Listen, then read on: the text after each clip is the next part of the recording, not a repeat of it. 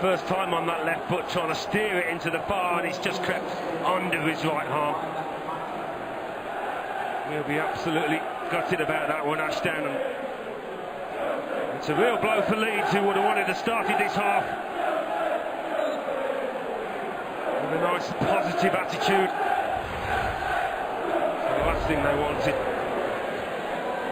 Number 2, he checks and then he just makes his run and just gets half a yard on Pearce. No one on the front post? No one on the front post. I've said it all along. Someone on the back post, I think that back run takes away 2 defenders and allows Moses to cut inside and hit it. Any complaints about the goalkeeper on that one? He gets done on the near post. Moses hits it. Well, what's matter? Look at him on the move. The touch is immaculate and he's off. He's not content to just stand still like a lot of players. He's like, give it back to me again.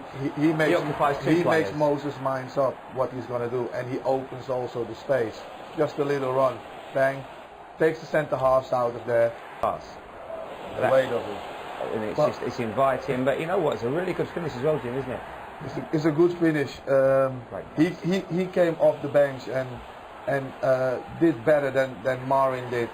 Yeah, you know, and have that option of him coming off the bench. Whoa, you know, good finish. A bit of magic, a little bit extra. You know, something that. You know, but if this is about confidence, Jimmy, if it's about Torres getting back to where he was, even the tap-ins, aren't they important for confidence? Because he feels confident in the fact that his stats don't look so bad. You know, he's scored